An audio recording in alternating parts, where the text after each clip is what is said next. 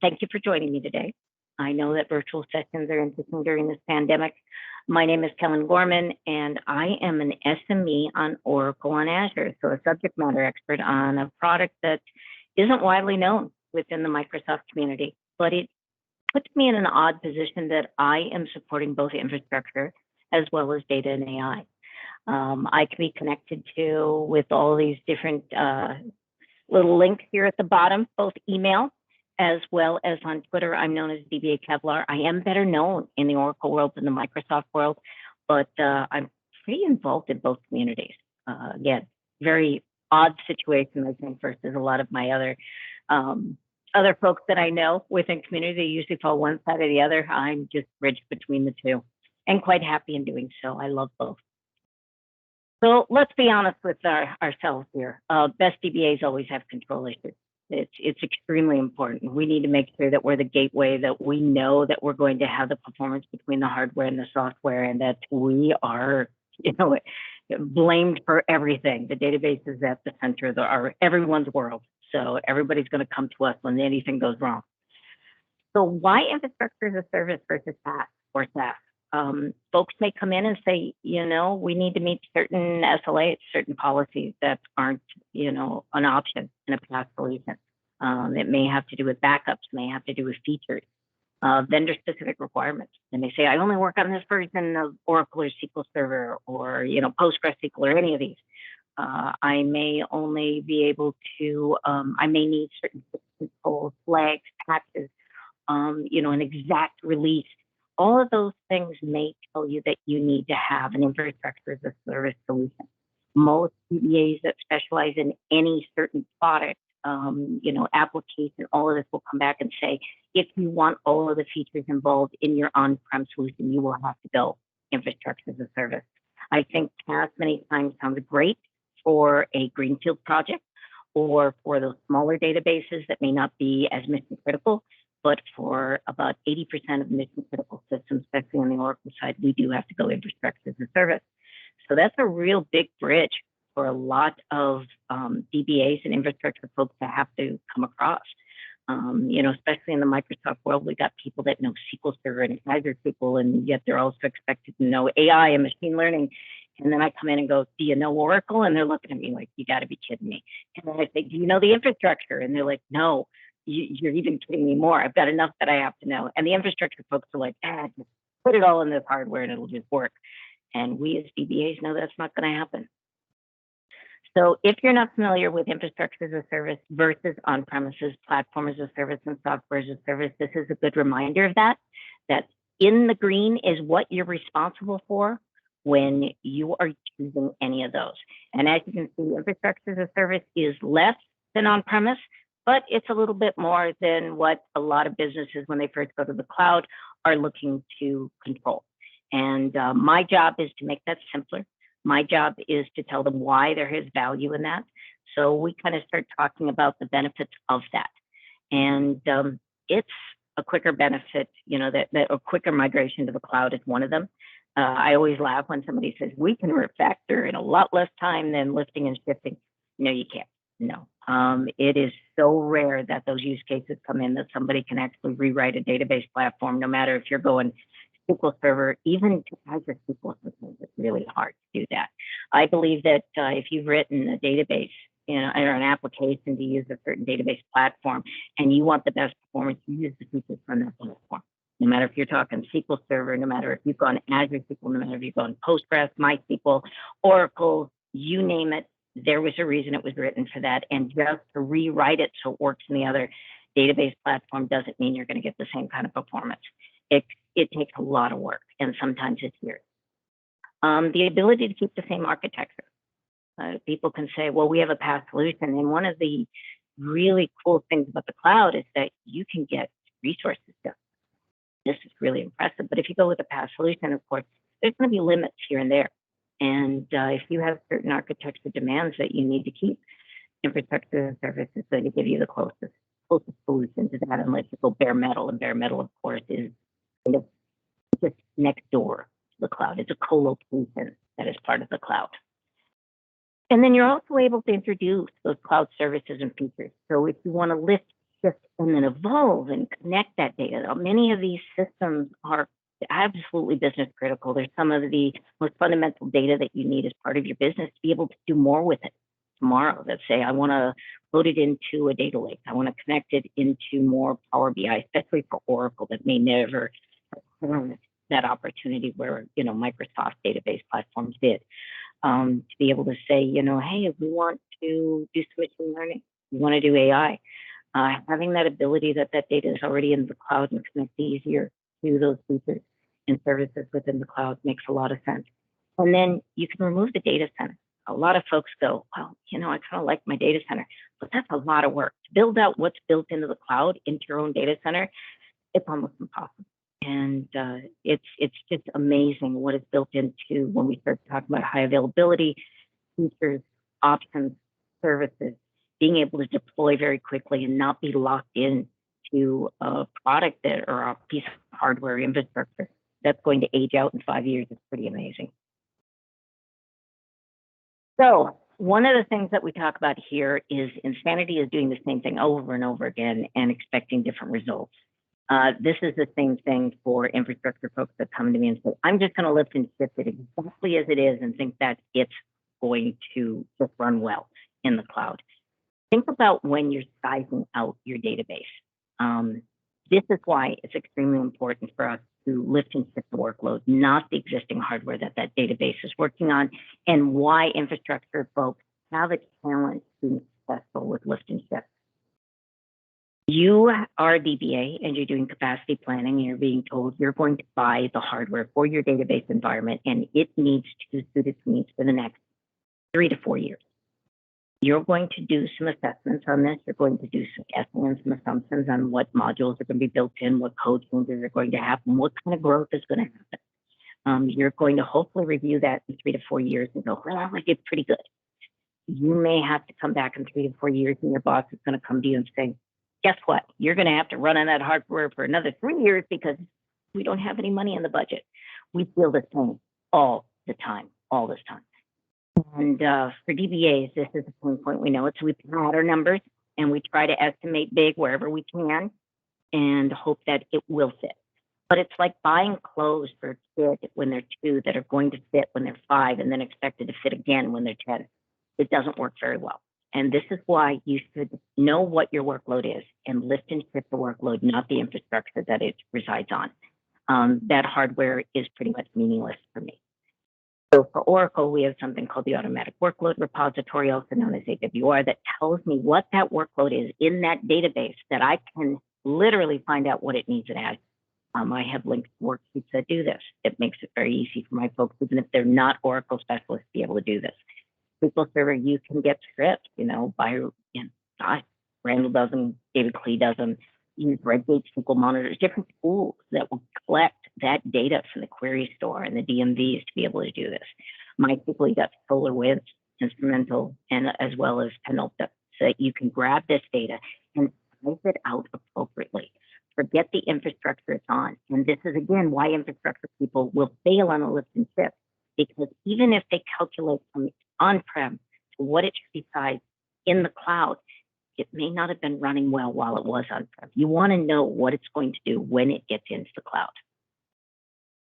So what is the key to being successful in the cloud? Deploy it all. Multi-cloud as well as hybrid solutions, they sound really good in theory.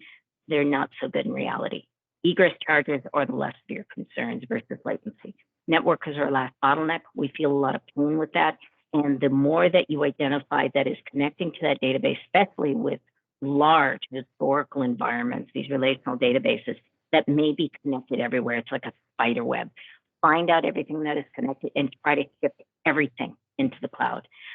Also, one cloud. The more multi-platform, again, you have inter-cloud connectivity, you can have latency involved in that. Refactoring processes, you're still going to have a little bit of refactoring that's going to be involved as you move to the cloud, and identify those red flags as you go forward. Look at those, identify those processes and that may be taking a lot of network time, a lot of I/O. I/O is something that we'll talk about as well. and making sure that you are looking at that workload. Don't just move that hardware and think you're going to be good. Find out what resources are being used, especially on I/O, especially on the network, and then address that and make sure that you're sizing appropriately, and see if there's anything that you can remove for cloud services that have already addressed this problem so that you're not trying to work hard, you're working smart. So let's talk about VMs. Infrastructure as a service, the VM series, most people will come in and say, you know, hey, I'm going to deploy a database. Look at those A and Bs, those series, those are really small VMs, they're really cheap. They're not for your databases. B series, they work pretty well for some SQL Server databases. Oracle's a little bit more resource heavy. I wouldn't recommend it at all.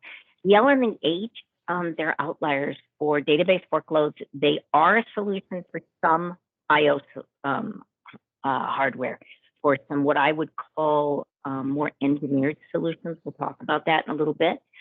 But D series general use, we have a tendency to sit around with the E and the M series. And even the E and the M series, they have different use cases and when you would utilize them. E series, when we're talking about managed disk, there are solutions there. E series is phenomenal when we have solutions that are only limited by the NIC. And it's something to always remember when you're reading this, and we'll go through this, is that your I/O, which is incredibly important, is limited by your VM that you place your workload on. Always keep that in mind, because people will choose disk thinking they're just going to stripe the disk as much as they want, and then they find out they're only allowed so much disk. You know, how many disks they can attach to a VM. And they're also only allowed so much I/O per VM. And you think about it, nobody wants to be the noisy neighbor on the cloud. Well, there are limits per VM to make sure nobody is the noisy neighbor. So you have to keep that into consideration. Then with M series, the M series have lower limits on those VMs that you can max out on. So they may be a better solution when you get to those that are only NIC limited. So keep that in mind as we start to talk through this. So choose the right VM on there. And you're going to hear some of these. There's a lot that's stated on here, like deploy virtual machines up to 416 vCPU. Absolutely. We're able to scale up to that. That's a lot of vCPU. 12 terabytes of memory, same thing. But then you hear 30 gigs of Ethernet and cloud's first deployment at 200 gigs InfiniBand. Those InfiniBand solutions are only available on certain series, such as the H series VMs. It's only interconnects between those VMs, and it's really good to know that when we start talking about certain engineered solutions, software fabric for I/O, and those, again, aren't the same thing as for engineered systems such as Exadata that are coming over from Oracle. And as soon as they see InfiniBand, they may be thinking that InfiniBand's there, so we have to have that discussion. So the other challenge that we have is that there are licensing considerations, especially with Oracle and SQL Server, that if you're licensed by core or processor, constrained vCPU can really come in handy. This allows you to have the bigger chassis, the higher I/O limits. Again, I/O is king here, that you would have more memory with lower vCPU numbers that allows you to only license for those CPU. People come back, Oracle sales is one who's known for this, and say, oh no, you have to license for all of the CPU on there. The CPU on there constrained is kind of misnamed. The CPU that's on the machine is all that's available, and any audit from Oracle will show that.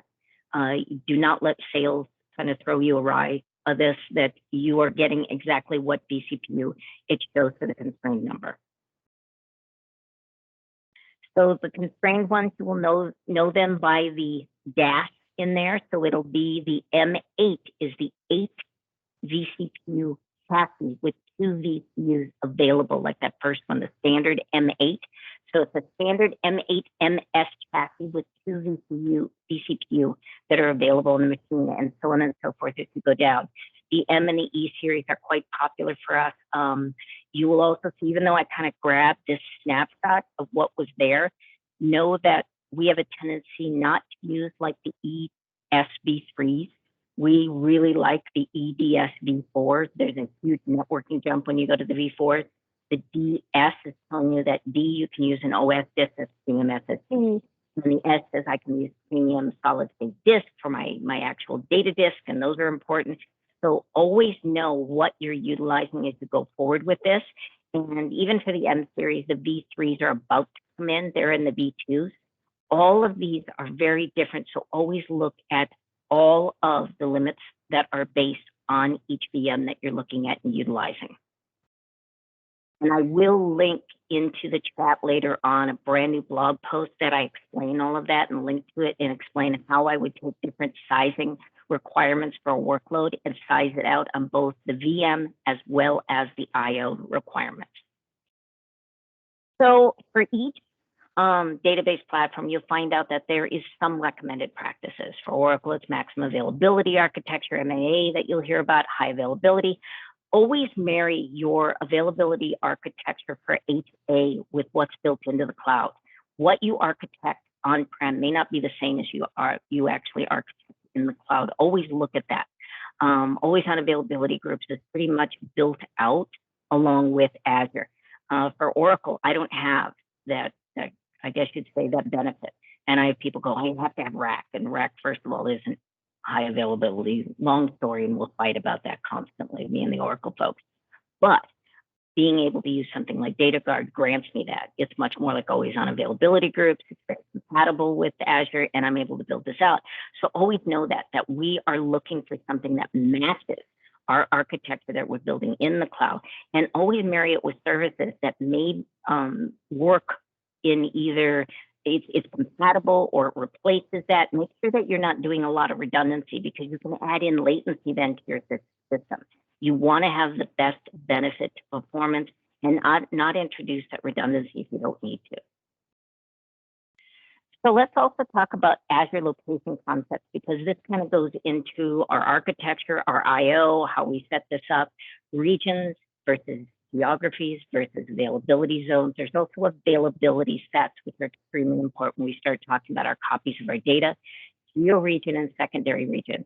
For many of my customers, as we start down the path of how much storage do I need, how many servers do I need, your VMs, how many places do I need to deploy copies to, you have to have these conversations. You need to find out the RPO, the RTO, the SLAs for these customers. What are their DR requirements? As you build it out and decide, am I going to do geo region, copies of their data? Am I going to do region by region actual deployments versus an availability zone will actually, fit their requirements? Can they just work with availability sets in one availability zone? Do they need to have a secondary and another region along with two availability zones with a standby sitting in the second availability zone? All of these are extremely crucial as you have these conversations and figure out your architecture and how much you have to deploy. You may find out that you have to have production built out in architecture that fits their workload, and the secondary doesn't need to be deployed initially at that size and can be scaled up if they ever fail over to it. They'll run along in limp mode as they first fail over, and then scale up if they need to stay, on that secondary for a period of time. All of these conversations have to be part of this as you architect out your environment. Availability sets, of course, we start talking about those copies. This is how you would do this. All of this kind of comes together and marries out your architecture as you build it out. And you end up with diagrams that kind of look like this as we start to figure out what is our managed disk, what do we have for a monitoring solution? Because I work in the Oracle and Azure, of course, I've got Oracle Cloud Control, also known as Oracle Enterprise Manager, to make sure my DBAs have the same tools that we're using on-prem. But I also have my database along with DataGuard that I can fail over to, that I'm looking at second level failovers. I'm looking at my backups. Everything that I do is extremely crucial. So do I have a full picture of their environment when I build it out, that I don't have to worry about some kind of hole in their architecture that's going to come back to bite them? I also want to make sure that I'm taking on any holes that they may have on their on-prem environment as I build this out. So all of this needs to be thought through. What tools will work? Now, you may notice, if you're not familiar with the icons for some of this, for my Oracle Enterprise Manager, I realized I could use ASR, that nice little blue cloud that you see up here. That's my ASR. And I'm able to do a snapshot copy of that multi-tier environment and be able to just back that up fine. I would be able to take those backups to storage in my second availability zone. For my database, same kind of thing. I have a standby that they can fail over to if anything were to actually fail. My sessions fail over to that. This becomes the primary. I'm also doing backups of the database, the primary tier, with blob stores. I'm able to do that for my application tier as well. As normal, even though I am the DBA, I would have a secondary environment sitting in my second availabilities for the application tier as well. But these architectures are built out. This may be a first pass at the database tier with kind of a connection of understanding how it would fail over the applications level. But for a full run at our architecture, we're going to keep building those out and making sure that we have everything encompassed into our final architect diagram. So why do we use availability zones? Availability zones are incredibly powerful because that means that no data disk is sitting in one data center, that we are spread across multiple data centers and we don't have to worry about those failures, that we can meet our 4 nines that we want. Depending on the customer, they may come back and say, I need to have 6 nines. And that's when we start building out and go from LRS, those 3 copies, to going to other options, which you've got ZRS and GZRS and, geo-region options. So when you're starting to build this out, always read through this and know that these slides have links if you want to dig into any of this deeper. But it's really important to know that with availability zones, there's no added cost, and you're just deploying in a more viable solution that you don't have failure. So availability regions, this is going to be, as I said, important for your customer because they may come back and say, I need to have it in more than just 2 availability zones. I need to have a 3rd deployment in a secondary region as well. You need to find out what their SLAs are, make sure that you meet them, and architect out for that solution. For many of my customers, again, because I am Oracle, I'm going to be creating snapshots of those data. I'm going to be bringing it to different pools. The one diagram that you're seeing up here, I'm using Azure NetApp files to ensure that those snapshots are brought to the secondary capacity pool in a separate region, so that if something were to go down, I can bring up that snapshot and recover it to another VM and have them up and running in hopefully a matter of minutes.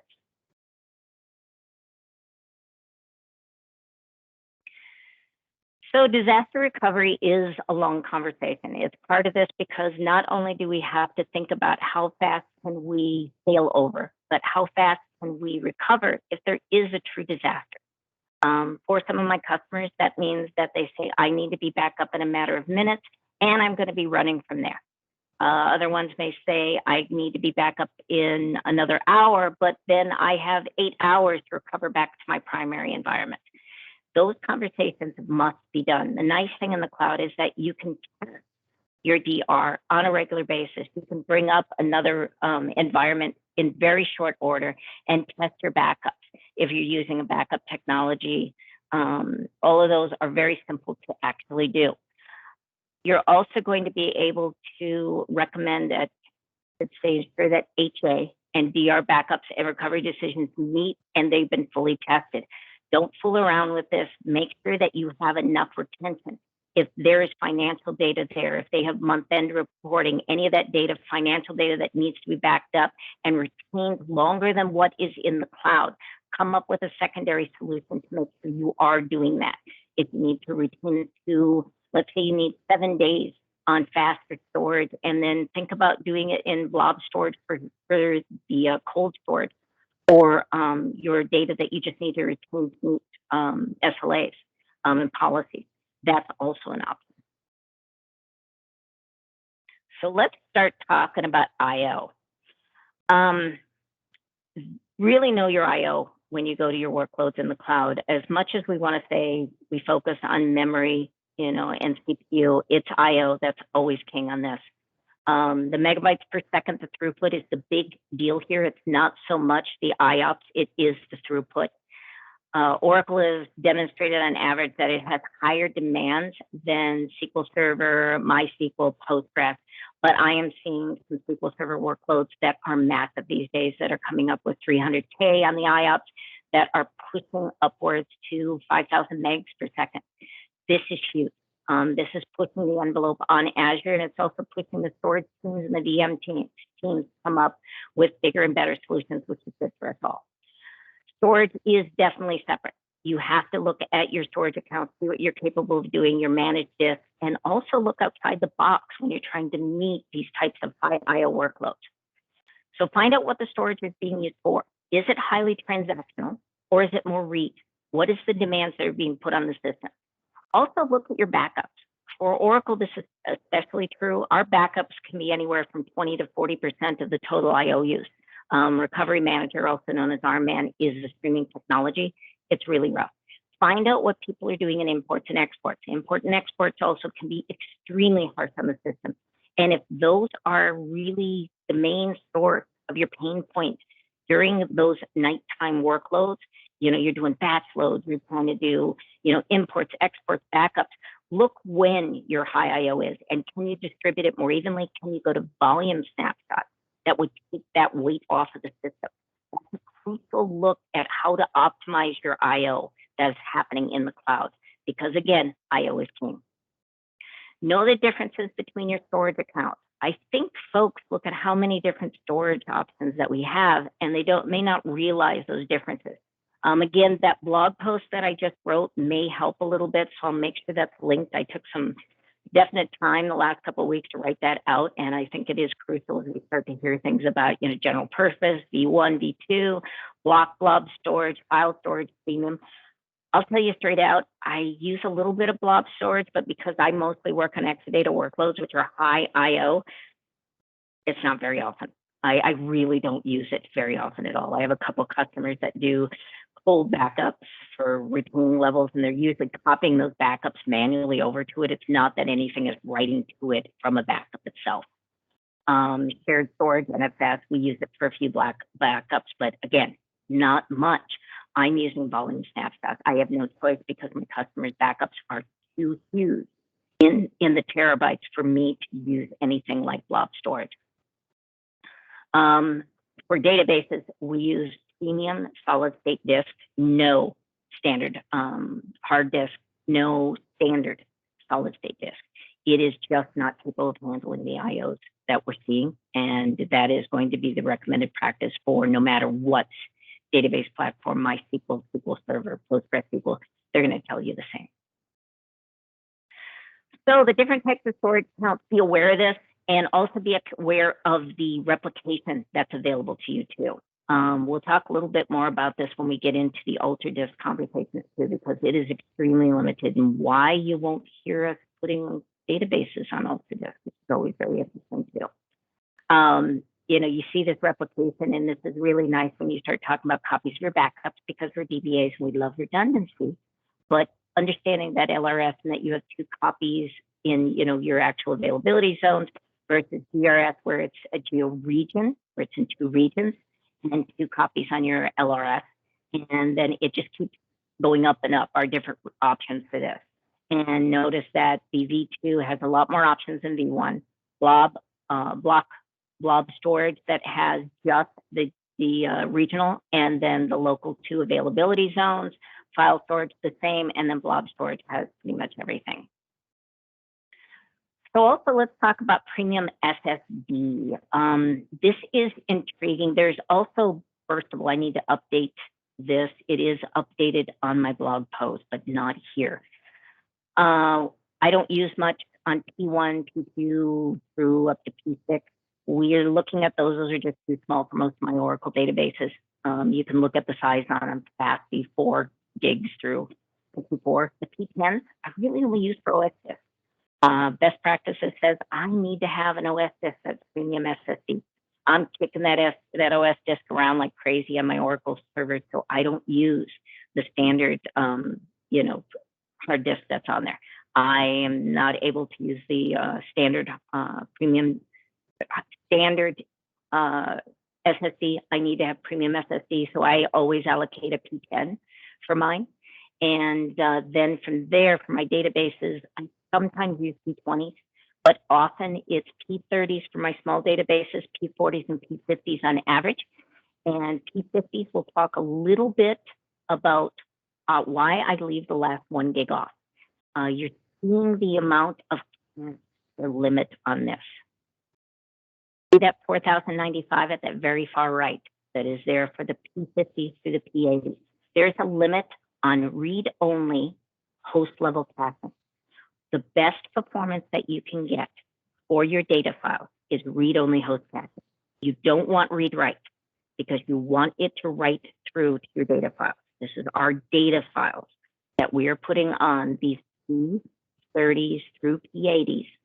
And for those, this is why I like that P50 disk, because I'm going to allocate 4,095 of the 4,096 total, leave that 1 gig off, and I get a really nice 4,095 gig that's allocated to it, and I will get double the actual megabytes per second, which is awesome. I want that. I want this host level caching read only. For my OS disk, I will put read write. OS disk is fine for read write. And I will put my redo logs or your transaction logs on that same disk if you're not seeing latency on your logging. If you are, then that's when we would change this. And I do want to say this is up to the user, because we get 500 here. You know, you can say, I'm going to get double if I give up all that space, but is it worth it? It's half. I'm going to give half the space of this away. I may want to split this up and do 2 4,095 disks and just allocate partitions that way, and then get 1,000 megs per second by turning on that code caching. These are things you have to think about. With LVM on Linux, I am able to do this. With ASM, I'm able to allocate 2 disks from that original P60 disk and do that. So think about that. I'm only allowed a max of 8 disks sometimes connected to a VM. So I have to consider how I'm doing this and to slice this up effectively. But understand that 4,095, if I go over this and go 4,096, this will disable by default. And I won't get that, and I'll drop down to this megabytes per second. These are things you have to think about as you're sizing this out. Now, about that log latency. This is when UltraDisk comes in handy. You can set this up pretty much any way you want. You can scale up as you go up. You can see the IOPS range that you can gain with this. 2,000 megs per second, that's pretty cool. Remember, the max on the other one with read-only host caching on was 1,000. I can get double that right here with 32 gigs. Logs are usually quite small. They can benefit from here. There is no caching on this, no host level caching. You just pick what you want for your IOPS range and your megabytes per second. And redo logs as well as transaction logs benefit greatly from here. Even if we use volume snapshot and we recover from a volume snapshot, we are going to still want to do point-in-time recoveries. So we would bring our database into recovery mode, and then we would apply the logs to do a point-in-time recovery. This allows us to do that because we would still, even though we can't do the volume snapshots on this drive because UltraDisk does not allow it, we would be able to use our backup method to back these logs up, and we would then apply them. So UltraDisk is excellent for logs, no matter what database platform. I'm talking about SQL Server and Oracle, but of course, Postgres, MySQL, you use it for your logs if you have any kind of latency, and this is your next step up that you would go to. Excellent option for it. Here's the limitations. Of course, we have an extra limitation on sector size, 12 to or later. Keep that in mind. You've got to actually manually create them with the correct sector size for them to work if you're under 12.2. They only support uncached reads, uncached writes, like I was saying. There's no caching here, but the performance is excellent. It doesn't support those disk snapshots. So no matter if you were using any kind of utility that allowed, no matter if you're looking at ASM or ASR, no matter if you're looking at, a special tool such as Commvault or anything like that with volume snapshotting, you can't use it with UltraDisk. Does not work. There's no integration, Azure Backup, Azure Site Recovery, nothing like that. But if you're using it for your logs, you're going to use your own native backup tool anyway. Perfect for that. So think about this, and they're not available in all regions. So make sure it's available in your region before you try to use it. We talked about redundancy. Here's the explanations of that. So if you need to know what LRS, ZRS, ZRS, GZRS, I put the exact copies of where it is, when, and knowing which one that you might need to meet your SLA. IO throttling. How are we doing here? 10:53. I better start talking faster, shouldn't I? IO throttling, what is it? As I was saying, there are limits per VM. Keep that in mind. These are the standard M8MS, M16MS. I want you to notice these. These TSs, these are quite small, and this is the reason that we don't recommend using managed disk with these options, the M series, because they're quite small. Look at this. You can get over 200 megs per second on this. Even with caching, the caching on it is quite in its infancy. It is not evolved like the EDSB4 series. The EDSB4, I can get up to 30,000 IOPS and 1,000 megs per second. That's a little more than this, isn't it? Yeah, so I'm going to pick an E16 DSB4 over this one because this one's very limited in how much I'll be able to get for my total disk that I attach to this VM. Keep that in mind. Always look at it. Be aware that when you're picking out a VM that there's a limit per disk and how much disk that I can attach to each of the VMs. This sometimes is the reason you have to scale up to meet the VM IO that you need because you need to scrape more disks and you need one that you can attach the amount of disks that you can get to. Remember how I was saying, I can grab the E60 disk, get more IO, but I need to break those disks down into more disks attached to my VM. This is going to come back to hit me too. It's all a careful balancing act. So this is where we might want to build in new solutions too. This is what I go into a little bit deeper in my blog post. We have options with ANS, Azure NetApp files, Silk, flash-grid storage, Pure storage, as well as Accelero. Silk, as well as flash-grid storage and Accelero, are using the fast ephemeral disk that is in VMs, and they kind of put them all together either with Kubernetes or some kind of solution, a software fabric that uses that local disk for very fast IO performance, and it's completely transparent to the primary VMs that you use and attach to it, but it becomes a storage pool that it can pull from. ANF, Azure NetApp files, very interesting. Azure NetApp files, you think of it as a third party through NetApp, it is not. It is a native solution inside Azure. It really should be called like Azure Enterprise Files, and it's awesome stuff. So be aware of this as well. Again, I go into this much deeper inside that blog post. And consider striping more disks to get better performance. If you take 6 or even up to 20 P20 disks and stripe them, you're going to get much better performance than if you took one P60 or one P70 or P80 disk. So be aware of that. And when you have tools such as LVM that you can keep adding more disks and make it look like one disk, these are things that can benefit you for performance and get greater capabilities on that IO. Think about offloading your backups with secondary backup solutions. Use volume snapshots. May want to refactor some of your batch processing. Look at those red flags that maybe those things that are high IO, especially megabytes per second, and look what's taking time. Commonly, what's taking time once you move to the cloud are the things that are IO and network heavy. It may be an option to bring in those services too, of course.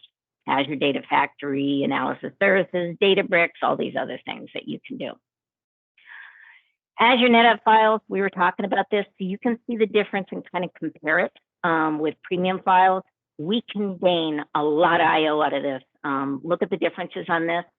I talk about IOPS here. Be aware of the megabytes per second on this. We can reach up to about 2,800 megs per second. Some people have said they've gotten up to 5 gigs per second. I would love to see that on it. It is connected through NFS. It's not at an availability zone layer. It's actually at the region layer. So you can have a capacity pool and connect it to multiple VMs and pull from that capacity pool. So you can utilize this for across the board for a number of databases. And you can even do snapshots. So then you can use it for both backup as well as refreshes to all your environment. Very cool stuff. And it has that data protection all built into it. So very, very awesome stuff. And see those differences between that versus Azure files, and premium disks. We talked about the cache settings, but I wanted to go into it a little bit more here. Be aware that, we're talking about these, and the host level caching is dependent upon the series, but for a database, it really makes a huge difference. I just did some performance testing with another CSA. We ran about 70 tests with a workload from a customer. It was pretty massive. I think the database was about 8 terabytes. We did data loads that took about 7 hours. We were able to get the biggest benefit no matter what disk or VM we added to it when we put on host caching. Huge, huge difference.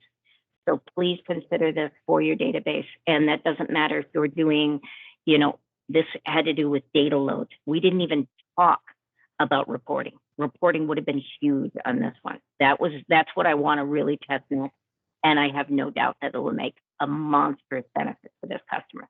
So always think about turning on read-only caching. Again, don't turn on read-write. You want your data files to be written through to. You don't want to be caching your writes. Don't be doing that. And then your logs, if they're on the same drive, turn on read-only caching. But if your logs are separate on a separate premium disk, turn off all caching if you're going there. And then read-write, because you're not going to touch those logs again. Think about it. It writes to it and it's done. And then your OS disk, turn on read and write.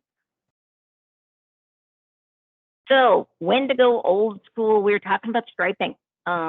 These are the things I was talking about, especially with Ultra disk sector size. There is a bug in Oracle 12.1. I don't know if there's any other platforms that have experienced this, but you have to look at the sector size instead of the 4096 by default. 512 byte sector size must be there for our Ultra disk builds, for our drive disk builds in Oracle 12.1 and below. In Linux, always consider huge pages. If you can use it, do it, configure it, absolutely worth it. And consider smaller disk size and striping versus a larger disk. If you are hitting up into performance hits, this is one way to do that.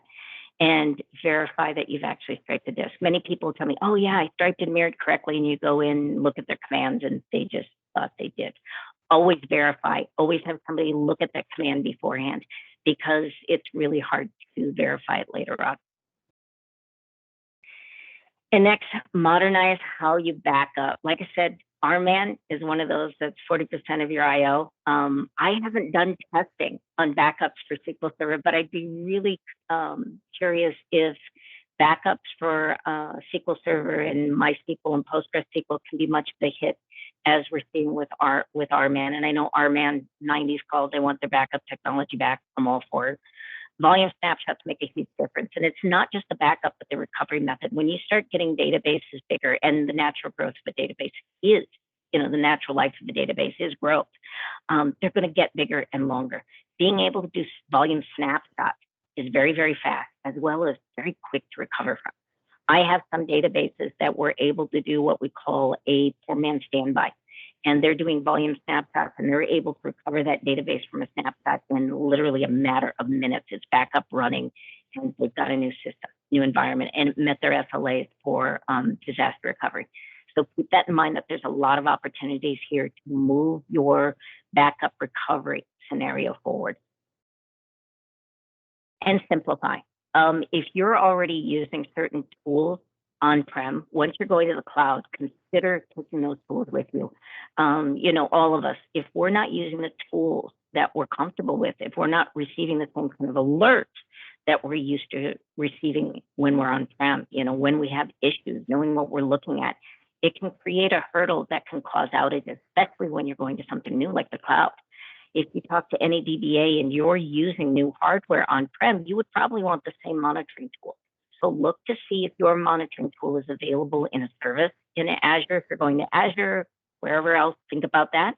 And if your tool is available to be built out in a VM really is just new hardware in a new data center.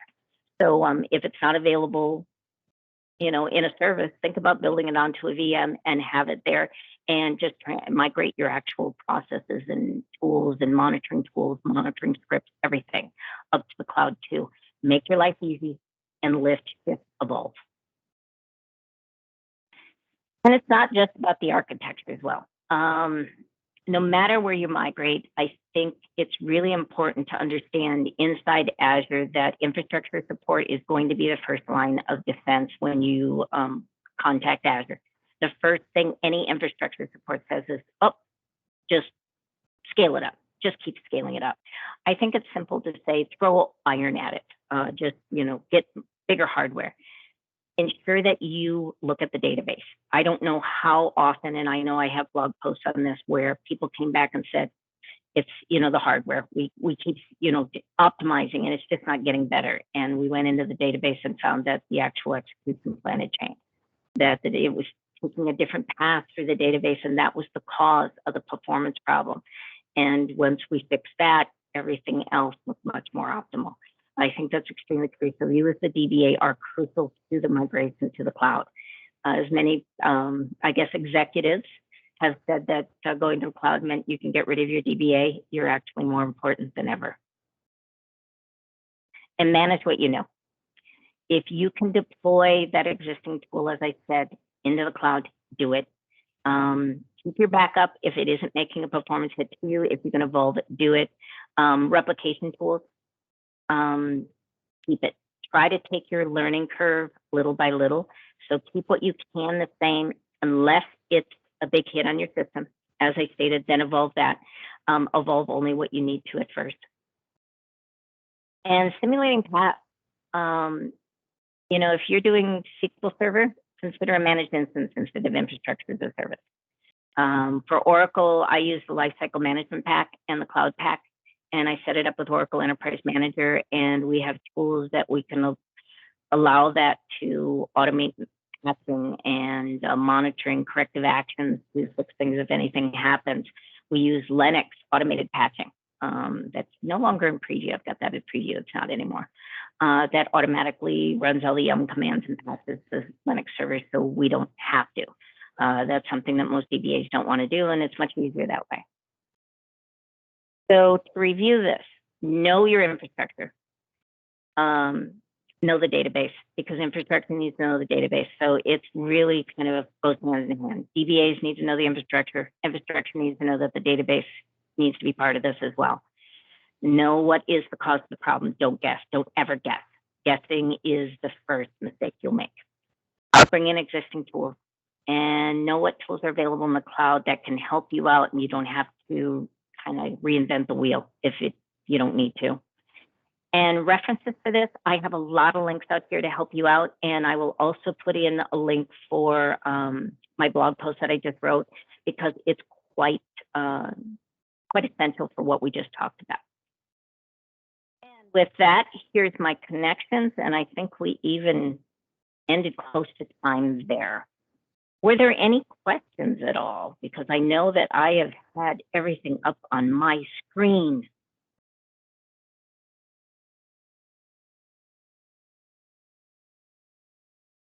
Far too short.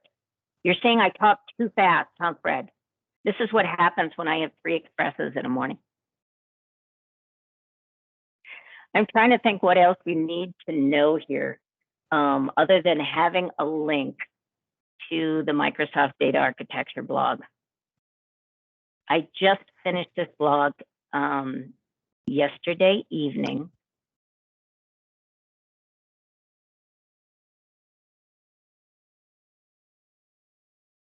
And this is the most up-to-date information on I/O and some of the changes that are going on. There's a lot of releases going on right now. Of course, the V5s are coming out. Some of my favorite ones are the EDS V4, which you see here. And you will see that these are quite fantastic machines for database workloads. The resources, and let's talk a little bit about bursting too. I talk about this in the blog post as well. For some reason, everybody's into bursting right now. It's crazy. It's absolutely crazy. Bursting is supposed to happen if you have a really quick batch load, or if you need, high I/O for short time. I don't know any DBA who likes inconsistent performance. So this has not been real popular with us. We're about actual, task solutions and it's at a host level caching. That's why you may not see it all the time, but they have asked some of this. The cache performance for megabytes per second is fantastic on the E series, the capabilities. And like I said, they're changing even as we speak because the storage folks are releasing things as well as the VM folks. They're both working together. And I do see a question here. Trying to go for the Azure DBA cert, taking 900, which next exam to prep for? Oh, wow. You're way beyond me. You're on to the 900.